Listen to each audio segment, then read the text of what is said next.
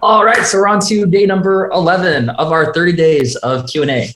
And today is going to be a continuation of the question of, now that I've created music that I'm really proud of and I'm ready to release, how do I actually find and connect with the right people who are going to resonate with it? How do I build an audience, which is really a prerequisite that's required before you figure out how do I monetize it. So step number one is figuring out how do you actually find the right people who are going to get value from your music and growing your fan base. So today I'm going to share the top 3 strategies that we recommend for all of our clients that we work with. It's the 3 fundamental growth strategies to be able to find and connect with the right fans who are actually going to resonate and are actually going to care about your music and support you. The analogy that we use for this is that building an audience, building a fan base is like starting a fire. And to start the fire, you need to start with wood. You need to start with logs, right? So maybe these 3 logs in this analogy are like 3 of your songs. And if you're trying to start the fire with wet grass or damp wood, that it's just not going to light for a while. So it is important to have, high quality songs, high quality music that you can actually start the fire with, or else it's not going to work very well. It's going to take a lot of effort to try to light this fire. But once you have those 3 songs, one of the biggest mistakes that I see is artists who invest so much time and so much money into their music, and they have amazing logs to start the fire with. And the music, the logs aren't really the problem anymore. It's there, but they spend a really long time walking around the fire pit, wondering when's the right time for me to start the fire? How am I going to release these? And they work out like a year-long strategy to put out these songs. And the bottom line is that no matter what way you cut it, when you finally decide to put the logs into the fire pit, nothing's really going to happen, right? You're going to put the logs in the fire pit, and that's just kind of the start. That's how you start your fire. And so my recommendation would be, don't even spend that long worrying about exactly how you're going to release the songs until you actually build an audience. You have people who are excited, who are ready to hear it. And from there, now you actually have a fire going. So you can just add new songs, add new logs onto the fire pit. And then you might want to be a little bit more intentional with how you add those. But let's imagine that you're starting out from scratch and you have these 3 songs, and now you're trying to figure out, how do I actually start the fire? That's really the question you need to ask, is how do I generate the flames? So I have the logs, but how do I actually create the spark? And actually, how do I generate traffic? How do I get my music in front of the right people who are actually going to resonate with the songs? So the 3 strategies that we recommend are based on 3 different types of traffic. So the first one is called organic traffic. And you can think about organic traffic as like gasoline that you can pour the fire. And the number 1 strategy that I found for this is what we call tour hacking. And the second type of traffic that we recommend using is called paid traffic. And paid traffic, you got a direct example of it earlier on when we walked through how to launch a virtual tour hacking campaign. But paid traffic is like a flamethrower, because literally you pull a trigger and whoosh, it shoots out flames. And you have to be intentional. If you're using paid traffic, it's easy to do it the wrong way. So you could spend, in fact, I've met artists who've spent tens of thousands of dollars on paid traffic, but have very little to show for it because they didn't actually have a funnel to capture the paid traffic as it was going down. And so if you're running paid traffic, it costs you money to reach those people. So you need to make sure that for every dollar you put in, you're getting at least $1 or more out in order for it to be sustainable. And you need to make sure you're reaching the right people, right? Because it's easy to pay for fake likes or fake traffic, and then nothing really happens. But that's paid traffic. It's like a flamethrower. And then the third strategy is what we call hyper networking.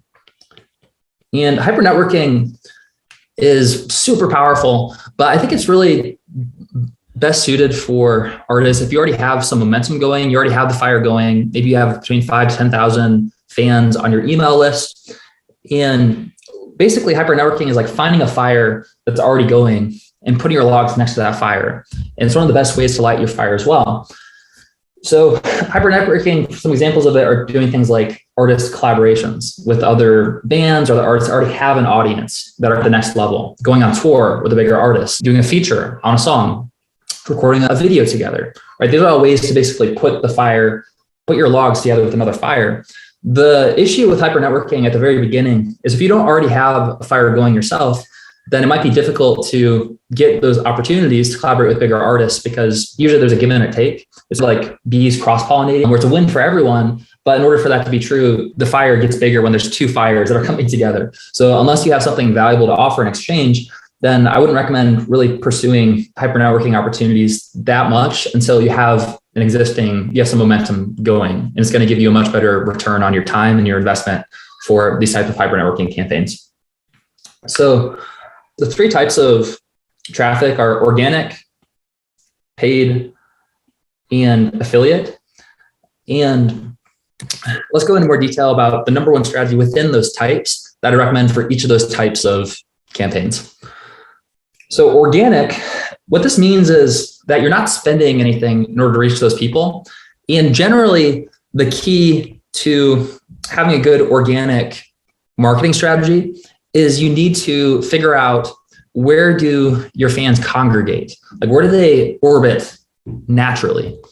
And for us with Paradise Fears, probably the number one strategy, the number one thing we ever did was this idea we called tour hacking. And this was an organic strategy. It didn't cost anything, but it helped us go from scratch, from literally living in our van, sleeping in Walmart parking lots, eating peanut butter tortillas for breakfast, lunch, and dinner, to a point that we released an album that hit number 2 on iTunes. And we sold 24,000 CDs in about 6 months. So from scratch to selling 24,000 CDs without an existing audience. And the number one, like the reason that happened was because of tour hacking.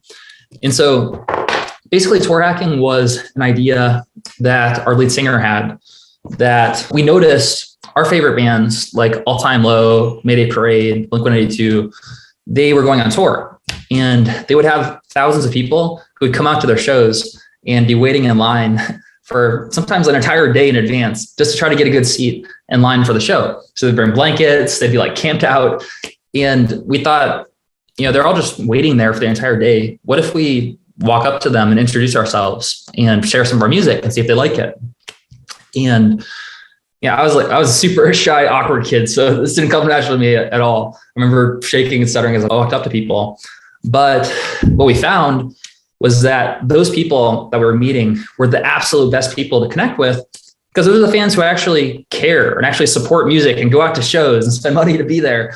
And so doing that, we sold 24,000 CDs in about 6 months with 6 of us in the band.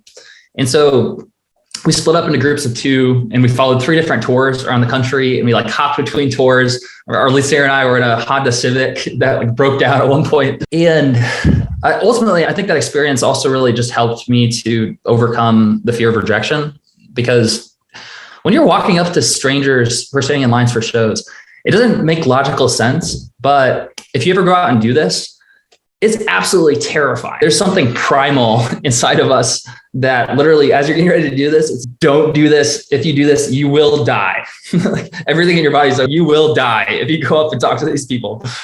And so it really takes quite a bit of internal drive to get over that fear. But if you're willing to do it, then it's probably the fastest, best way that I know to go from scratch to building a real sizable audience. So we sold 24,000 CDs doing that in about 6 months. When I first started Modern Musician, and I was basically looking to transition from traveling and touring full time to starting my family and being at home, one of the first things that I started teaching and coaching other artists on was this idea of tour hacking and seeing, does this still work? Because we were selling CDs on lines for shows. And even back then, people weren't actually listening to CDs anymore. Everyone listened online. So the question was are people still going to buy CDs and lines for shows? And what we found is just that, yes, they still do for whatever reason. I think it's because when fans go out to shows, the CDs are more of a memento, and just it's not necessarily they're going to be listening on it. You can actually sign the CD for them when you're waiting in line. You can take a picture with them. And so the bottom line is CDs still, even today, they work if you're offering CDs using the strategy. And one of the first bands that I taught tour hacking to, there's 2 guys in the band, and they went out and they went tour hacking, and they made $11,000 in a single month doing it with 2 guys in the band. And so at that point, I was like, awesome, tour hacking still works. Everyone should go tour hacking. This is this thing that totally changed my life. And I think it's the fastest way to grow from scratch. And what I found was in Modern Musician, when I taught tour hacking and I taught the story, I actually created a 3-day workshop. It was a free 3-day workshop that was here's how you go tour hacking, and walk through it step by step.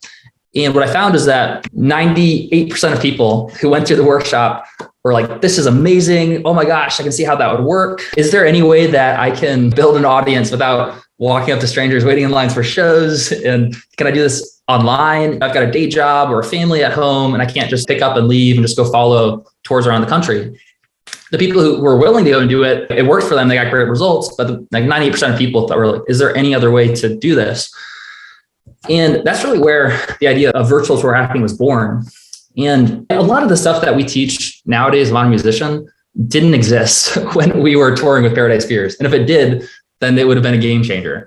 A lot of this didn't even exist when I first started Modern Musician. A lot of this we've learned through growing Modern Musician from scratch. A lot of the paid traffic side of things, we grew Paradise Fears organically. We had a YouTube channel, we did our tour hacking, and we got 24 million views on YouTube without paid traffic. So the paid traffic side really came into being as a result of starting Modern Musician and starting to coach other artists and seeing what's most valuable for them. And now it's probably 98% of what we teach is around paid traffic. And we're spending hundreds of thousands of dollars per year to run these campaigns because they work. It's a great way to get launched very quickly. So again, we walked through virtual tour hacking in one of the previous videos. So you can literally go watch that from start to finish, how to launch one of these campaigns. The benefit of virtual tour hacking is that we call it virtual tour hacking because it's basically the same fundamentals as tour hacking. And so tour hacking worked because first we figured out, where do our fans congregate, right? And so when you're virtual tour hacking, we walk through that targeting method where you choose, I want to reach people who are fans of the Beatles. That's essentially like looking and saying, okay, I want to go approach fans in line for the Beatles show. And from there, the intro video that we walk through how to create one of those intro videos, the 30-second clip that's just you introducing yourself and sharing your music, is basically exactly what I would say when I walked up to people waiting in lines for shows. Okay, what's going on? My name's Michael. I was wondering if you want to listen to 30 seconds of one of our songs. I should warn you, a lot of people enjoy it so much that they start to cry and faint. So if you need any tissues, I got a backpack full of tissues. If you need anyone like really fast reflexes, make sure you don't hit your head.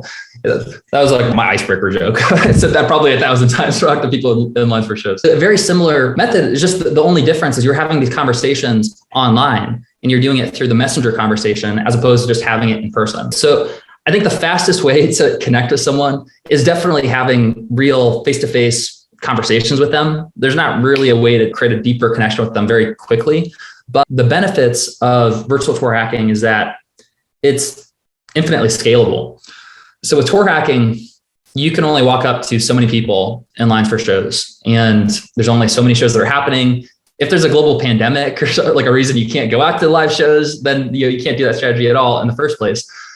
With virtual tour hacking, you can actually set up these messenger flows, messenger campaigns to have multiple conversations at once.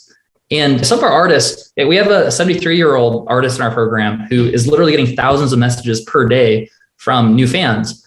And if you imagine her trying to walk up to people waiting in lines for shows and having thousands of conversations per day, it's not possible.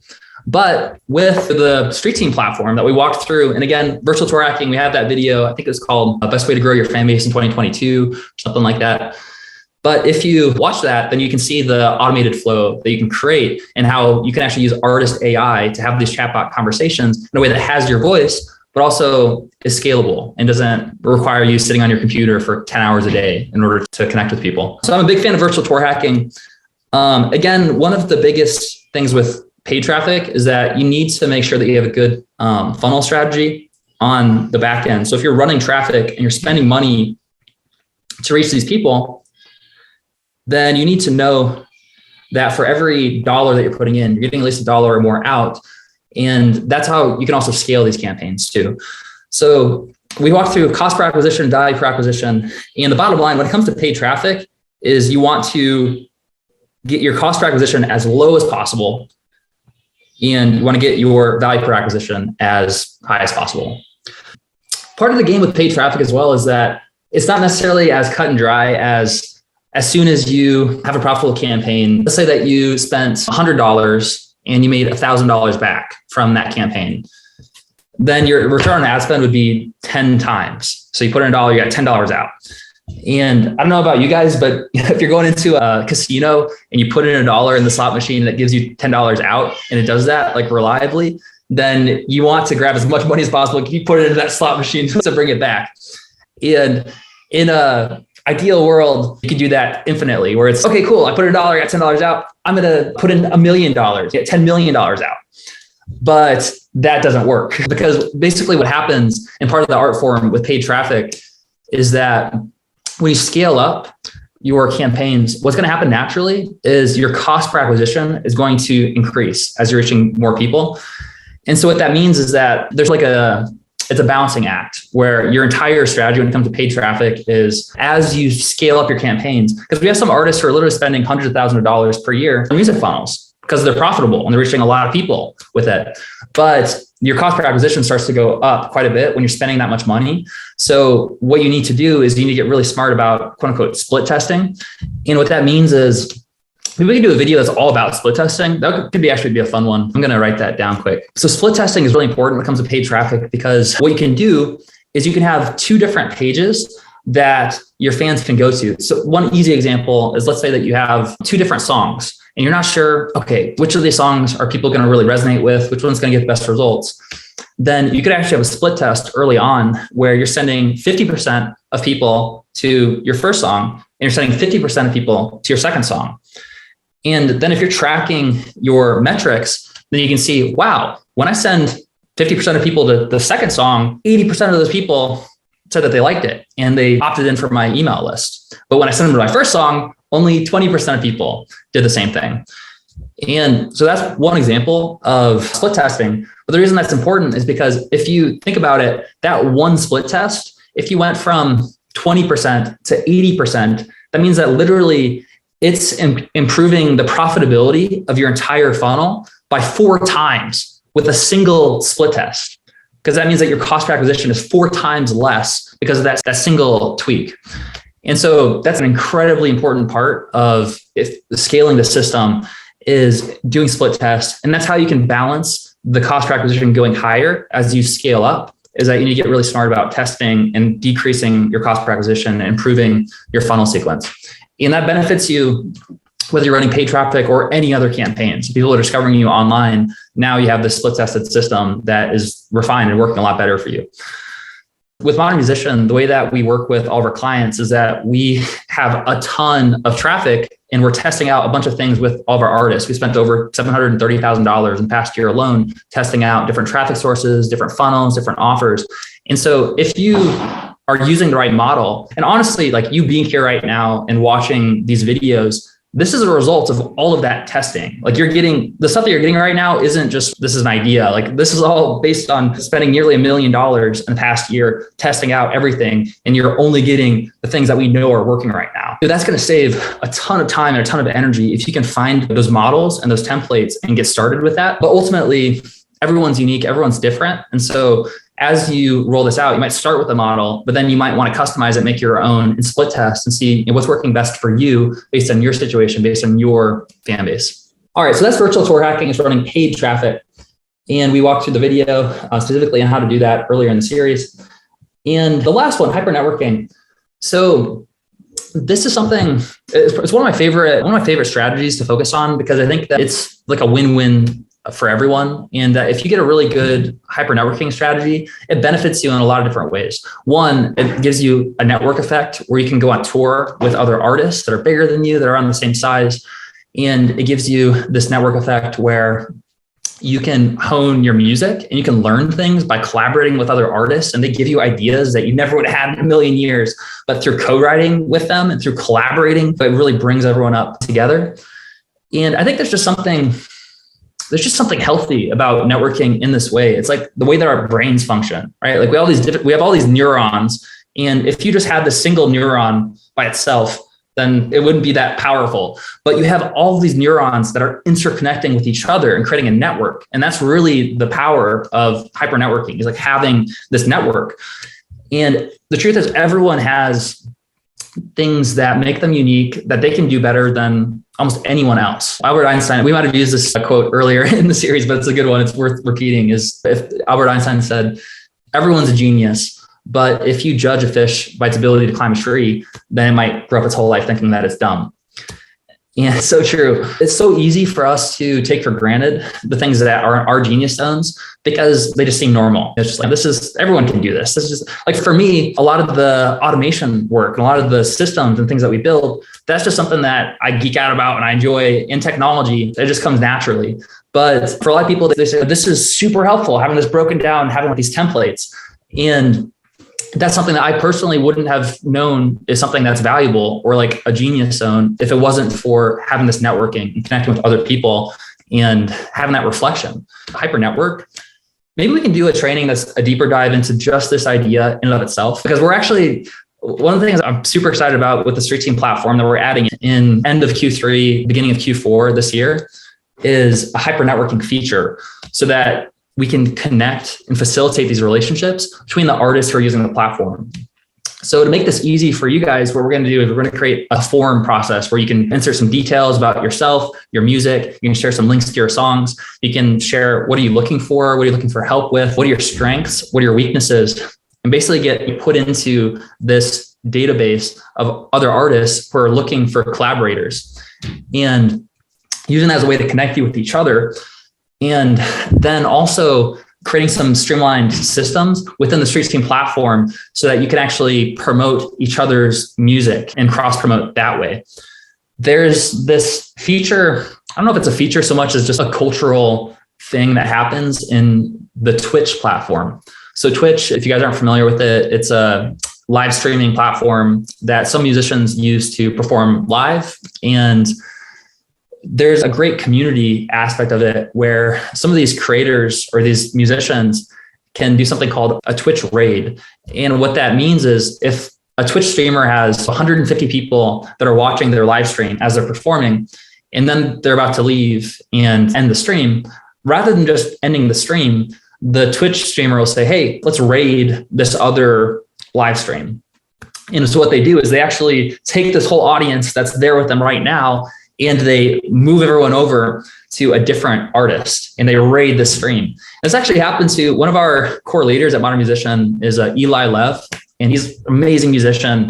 And he was just doing a Kickstarter release. And on that quick Kickstarter live stream, he said that he got raided by another musician. And basically in a matter of seconds, over 150 people joined his live stream. It was just like infusion of, whoa, there's all these people. And so I would love to help artists set up a system like this to easily cross promote each other. And this will probably be connected to the NFT marketplace in some way where you can share a link to someone else's music that you're a fan of and maybe set up some promotional campaigns where you can actually, I don't know, do an artist showcase together where you're collaborating on essentially it's like you're playing a show, but virtually together where you both bring your audience and create an easy way to onboard new fans into your community by giving them one of your free NFTs, for example. And so that's something that we're working on. Depending on when you're watching this, it might actually be built in already. And aside from that, when it comes to hyper networking, my biggest recommendation is to create a database of your similar artists who are on the same level as you or slightly bigger. So that means doing some research in the same way that you might have a list for your fans, right? So you have with your fans in the Street Team platform, you're going to have the contact data, so their name, email address, phone number, and different details like about the fans, maybe like what city they go to shows in, their lifetime value. You want to create the same thing for your similar artists that you want to collaborate with. So you might have a hyper networking database where you list out, you do a bunch of research, list out 100 similar artists to you that are either like dream tours where you'd love to go on tour with them, or they're people who are on the same size as you. You want to have a little bit of mixture of both. And I'm going to go back to this tool that we shared earlier called Music Map, because I think this is one of the best tools to do a little bit of that brainstorming. So if you type in the name of one of your favorite bands here, then it's going to pop up all of these similar artists that are related to this band. And you can do this and just take notes and write down a list of all of these artists. And this is going to benefit you for multiple reasons, right? You can run targeting campaigns using virtual tour hacking to each of these different artists and see which one's resonating most with your music. And alternatively, you can also reach out to them personally. You can make a contact list. And the way that you would want to do that is by, once you have these all listed, look for their contact info, the same way that you would research any contact info online. So that means Googling the name of the band, seeing if they have management, seeing how you can reach out to them, making an email list of like where they'd like to be contacted, and then writing a reach out message. And for Modern Musician, this is how we built our podcast. And we hit number 2 on Apple Podcasts for music interviews. And the way that we built the podcast was this exact same process, but for music mentors and people and successful musicians, people that have a great voice that would benefit musicians. We made a list of everyone like that. And then we have a reach out process. And we have someone on our team who does this every single week, who's reaching out to 20 or more new music mentors and people that might be a good fit for the podcast. And we have a 3-step reach out process. And that's what I'd recommend too, as you're reaching out to artists, is an initial reach out message that says something along the lines of, hey, just want to reach out and get in touch. This is who I am. This is why I wanted to connect with you. Would you be interested in getting on a quick Zoom call to catch up or connect more sometime in the next week or so? So that's one potential way to kind of frame that initial reach out message. As much as possible with that initial reach out, there's some like psychology that you want to factor in. If you have any credibility, or you have, let's say that you had a video that had 24 million streams, then you'd want to share maybe a link to that video. And obviously, if you're just getting started out, then you might not have a ton of credibility, and that's totally okay. But I would recommend, again, there's a reason I say I would recommend having maybe 5,000 to 10,000 people on your email list, or having some momentum first before you start doing this reach out, because it's going to be a lot easier to get responses from people if you have a little bit of momentum built up. And if you don't have 10,000 fans in your email list yet, then I would recommend starting with tour hacking or virtual tour hacking. Build up that audience. And now it's going to be much easier. You're going to have a better return on your time investment for reaching out to those contacts.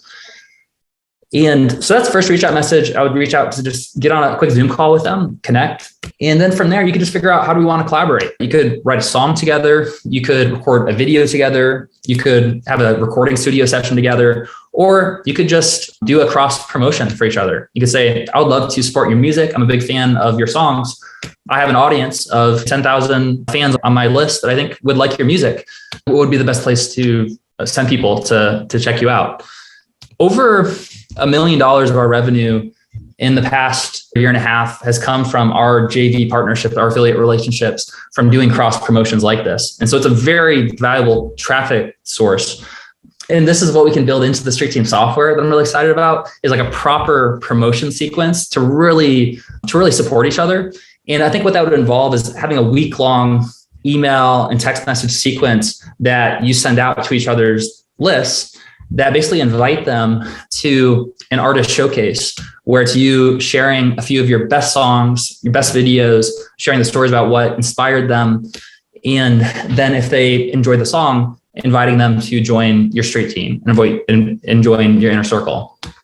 And I went down a little bit of a rabbit hole talking about this, but hopefully this is helpful just to kind of get the ball rolling and understanding the way that you can start to focus on building these relationships intentionally. And I think that one key factor in order to do hyper networking well is making sure that you're staying focused on providing value for them. And that the very first question that you should be asking in any relationship that you're looking to strengthen is, what's in it for them? And if you stay focused on that, and that's how you're communicating, is you're thinking about them and you're thinking, okay, what's in it for them? What's the value for them? Then that's going to be a much more attractive thing for them as you're communicating, because they can sense like you're thinking about them and you want to provide value for them. And it's probably one of the biggest things that's going to help you cut through, because especially if someone has any level of success, then they're probably getting a lot of messages from people who are just like, me, like, how can you help me? And a lot of times these people, they want to help as many people as possible, but they have a limited amount of time. And so they have to be selective with their time. And it just is not a very empowering type of communication. Be like it's a lot different than someone who shows up, who says, hey, there's a really cool opportunity, and here's the benefits for you. This is going to be a win-win for both of us. That's how you want to think about it, creating those win-win relationships, but starting by focusing on the benefit for them. Yeah, so that's what I've got for you for today. So the 3 main strategies I recommend: organic, paid traffic, affiliate traffic. The 3 main tactics within those that I see working right now are tour hacking, virtual tour hacking, and hyper networking. And with that being said, let's go ahead and let's open up the floor to maybe one question here. Since Karen, I think this is maybe your first time that you've been able to be here live. So if you have a question, I'm happy to bring you on here so you can ask a follow-up question based on what we just talked about. Now, since my single has not been released, and you're talking about hyper networking, organic growth and all that, I'm getting to talk to people, just telling them, and I understand what you just said, what's in it for them. So I don't even have a website yet, but now I'm at the stage where I'm talking to people, letting them know what I'm likely going to do. How does that work out? Because you're talking about providing value. I don't have an album out yet. You're talking about organic growth. Okay, even if I talk to them, I'm trying out the MailChimp. That's a free version. Okay. That's where I'm starting. Just make that connection, build a network, build relationship. Mm-hmm. So that's where I am now. So next step after that, I'll advise on how to proceed. Since I don't have the website yet, I also don't have the single out just yet. Awesome. You have great questions. So you're pre-release, you don't have the first single yet out, and you're wondering, how do I provide value for hyper networking, and how do I start to build that audience from scratch? Yes. So what I'd recommend for you based on what you just shared is starting with virtual tour hacking. You could do tour hacking too if you want. If you're really gutsy and you want to just knock it out of the park very quickly, then if you go out and go tour hacking, then I think that's probably the fastest way. But if you're looking for the slightly more comfortable and the long term is going to be more systematic and more powerful, then I would start with virtual tour hacking and using even before the song is released. Here's the thing, because when you release the song, now you have this window of opportunity of about 1 week where if you have a lot of traffic and you have a lot of engagement with there, then sometimes you can get a Spotify editorial playlist and you might trigger some algorithms that help it get seen more. But you only have this kind of week-long window of opportunity when you do that. And so rather than releasing your music publicly and basically not really doing much with that week-long window of opportunity, I would recommend starting with virtual tour hacking and just share a link to the song that's unlisted. And maybe it's on SoundCloud or Google Drive or Dropbox. Then and ask them, say, this actually isn't released yet. Can I trust you to keep this on the DL? Don't share this with anyone. And for a new fan, that actually can be really exciting. Wow, I get to hear this before it officially comes out, and they can build that relationship with you. So that's what I would recommend to start with to grow your first 5 to 10,000 fans. And then the hyper networking might start to make more sense. The other thing that I will note is that if you're creative, there are ways to do hyper networking without necessarily having a big audience to start with. And you will see that sometimes there's artists that literally just blow up because they happen to be like dating like a famous musician, or they're connected to the right person. And there's other ways that you can hyper network effectively, whether you have an audience or not. But the main premise is, can you provide value for them in exchange for that hyper networking? And so one kind of value that you can give them is if you have an audience, then the value can be that I have this audience and I think they would like your music and I would love to help each other out. So that's an easy one. There are other ways you can do this too. I wouldn't recommend this for everyone, but if you have a good intentional strategy around it and you have a good opportunity, then you can do things like buy on tours, where if there's a big artist that has a huge fan base and is playing live shows, again, I wouldn't recommend this for everyone, but if you're really smart about it, then it's just like paying for ads. You can pay money to get a buy on tour opportunity, and you can open up for that artist on tour. And as long as you're putting in $1, you're getting $1 out. So as long as you have good merchandise set up, good sales, and also if you really want to leverage that opportunity, one thing that we did with Paradise Fears was when we toured with All Time Low, and there was like thousands of people outside the lines for the shows. We didn't stop doing the tour hacking. Like we would still walk up to all those fans who are waiting in lines for shows, except now it was way cooler because we could tell them, yeah, we're actually opening for the show tonight. And we just wanted to meet as many people as possible to connect and share our music before the show starts. And I think that's one really smart thing to do if you're ever the opening band on a tour, to do something like that, because otherwise there's a lot of people that they don't really care that much about the opening band. They don't know who you are yet. And so they might not really be paying that much attention.